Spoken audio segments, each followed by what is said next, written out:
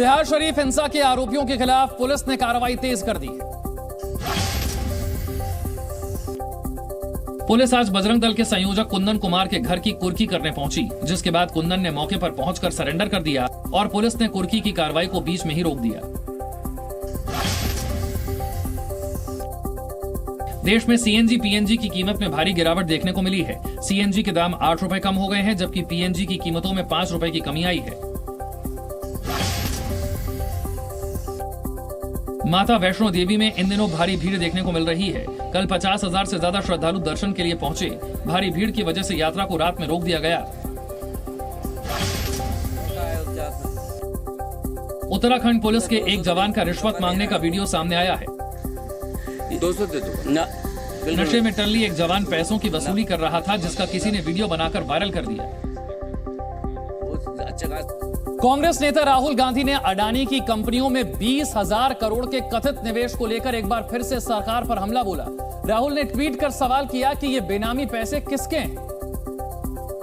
हालांकि इस सवाल के साथ उन्होंने जो फोटो शेयर की, उसके जरिए कांग्रेस छोड़ने वाले 5 नेताओं का नाम भी अडानी से जोड़ दिया। राहुल की तरफ से पोस्ट की गई फोटो में अडानी के नाम की स्पेलिंग के साथ 5 नाम लिखे थे।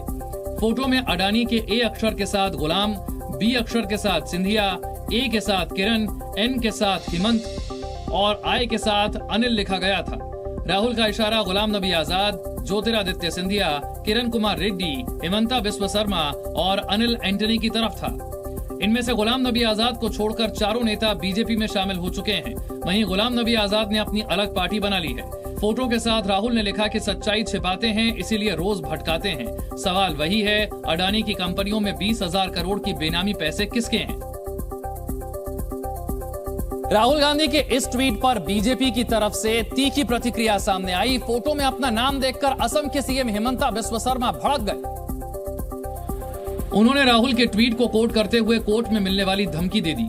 हेमंता ने ट्वीट किया कि ये हमारी शालीनता थी कि हमने आपसे कभी नहीं पूछा कि आपने बोफोर्स और नेशनल हेराल्ड घोटालों से हुई कमाई को कहां छिपाया है, और आपने ओतावियो क्वात्रोची को कई बार भारतीय न्याय के शिकंजे से बच निकलने की अनुमति कैसे दी। बहरहाल हम कोर्ट में मिलेंगे। वहीं बीजेपी में नए नवेले शामिल हुए अनिल एंटनी ने तंज करते हुए बड़े नेताओं के साथ अपना नाम जोड़ने पर खुशी जता दी। एंटनी ने ट्वीट किया कि वरिष्ठ नेताओं के साथ मेरा नाम लिखने पर मैं खुश हूं। आपने जो नाम लिखे हैं वो गद्दारों के नहीं हैं। ये परिवार के लिए नहीं बल्कि देश के लिए काम करने वालों के नाम हैं। अनिल एंटनी कांग्रेस के वरिष्ठ नेता ए.के. एंटनी के बेटे हैं और एक दिन पहले ही बीजेपी में शामिल हुए हैं। तमिलनाडु कांग्रेस के एक नेता का जज को धमकी देने का बयान वायरल हो रहा है। दरअसल 6 अप्रैल को तमिलनाडु के डिंडीगुल में राहुल गांधी को 2 साल की सजा के बाद संसद की सदस्यता से अयोग्य ठहराए जाने के खिलाफ प्रदर्शन हो रहा था। इसी दौरान कांग्रेस के जिला अध्यक्ष मणिका नंदन ने राहुल को सजा सुनाने वाले जज के खिलाफ आपत्तिजनक बातें कह दी।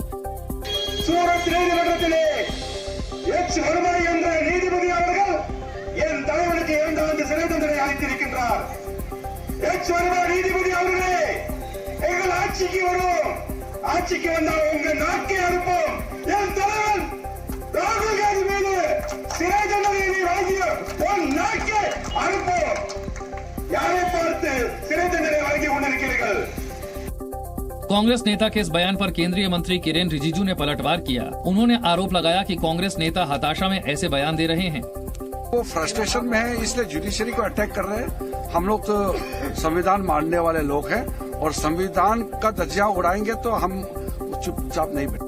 इससे पहले बीजेपी आईटी सेल के प्रमुख अमित मालवीय ने इस बयान का वीडियो ट्विटर पर पोस्ट किया। उन्होंने सवाल किया कि क्या न्यायालय खुद संज्ञान लेगी और राहुल गांधी को उनकी पार्टी के लोगों द्वारा न्यायपालिका को धमकी देने के लिए जवाबदेह ठहराएगी। फिलहाल कांग्रेस नेता के खिलाफ केस दर्ज कर लिया गया है और पुलिस उनके बयान की जांच कर रही है। प्रधानमंत्री मोदी ने आज तेलंगाना और तमिलनाडु में कई विकास कार्यों का उद्घाटन किया, जिसके लिए प्रधानमंत्री मोदी पहले हैदराबाद और फिर चेन्नई पहुंचे और हैदराबाद में सिकंदराबाद तिरुपति वंदे भारत एक्सप्रेस की शुरुआत की। इसके साथ ही पीएम मोदी ने हैदराबाद में एम्स बीबी नगर का भी शिलान्यास किया। उद्घाटन समारोह के बाद प्रधानमंत्री मोदी ने लोगों को संबोधित करते हुए भ्रष्टाचार पर जोरदार हमला बोला। आज मोदी ने भ्रष्टाचार की इसली जड़ पर प्रहार कर दिया है। भ्रष्टाचार के खिलाफ लड़ना चाहिए कि नहीं लड़ना चाहिए? भ्रष्टाचारियों के खिलाफ लड़ना चाहिए कि नहीं चाहिए? देश को भ्रष्टाचार से मुक्त करना चाहिए कि नहीं करना चाहिए?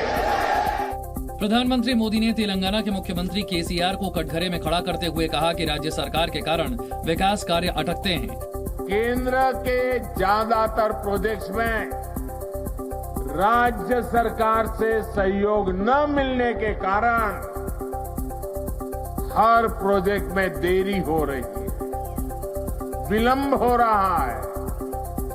इससे नुकसान तेलंगाना के लोगों का, आप लोगों का हो रहा है। इसी साल के अंत में तेलंगाना में विधानसभा चुनाव हैं और बीजेपी ने केसीआर के खिलाफ जबरदस्त मोर्चा खोल रखा है। इसीलिए बीजेपी ने अपने सबसे बड़े चेहरे प्रधानमंत्री मोदी को तेलंगाना में मोर्चे पर लगाया हुआ है। प्रधानमंत्री मोदी का पिछले 14 महीने में तेलंगाना का यह 5वां दौरा है और प्रधानमंत्री मोदी ने तेलंगाना के साथ साथ पूरे देश को संदेश देते हुए भ्रष्टाचार और परिवारवाद पर तीखा हमला बोला। कुछ मुट्ठी भर लोग विकास के इन कार्यों से बहुत बौखलाए हुए हैं। ऐसे लोग जो परिवारवाद, भाई भतीजावाद और भ्रष्टाचार को पोषित करते रहे, उन्हें ईमानदारी से काम करने वालों से परेशानी हो रही है। मोदी ने परिवारवाद को भ्रष्टाचार की जननी बताया। ये लोग सिर्फ और सिर्फ अपने कुनबे को फलता फूलता देखना पसंद करते हैं। हर प्रोजेक्ट में, हर इन्वेस्टमेंट में ये लोग अपने परिवार का स्वार्थ देखते हैं। हैदराबाद के बाद प्रधानमंत्री मोदी चेन्नई पहुंचे। चेन्नई में उन्होंने चेन्नई एयरपोर्ट पर बने नए इंटीग्रेटेड टर्मिनल का उद्घाटन किया। इसके बाद प्रधानमंत्री ने एयरपोर्ट से चेन्नई रेलवे स्टेशन तक रोड शो किया।